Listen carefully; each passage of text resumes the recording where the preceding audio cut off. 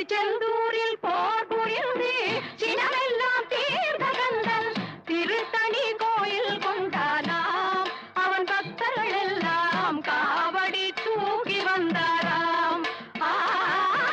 திருச்செந்தூரில் போர் புரிந்து சினமெல்லாம் தீர்ந்த கந்தன் திருத்தணி கோயில் கொண்டானாம். அவன் பக்தர்கள் எல்லாம் காவடி தூக்கி வந்தாராம். அவன் பக்தர்கள் எல்லாம் காவடி தூக்கி வந்தாராம்.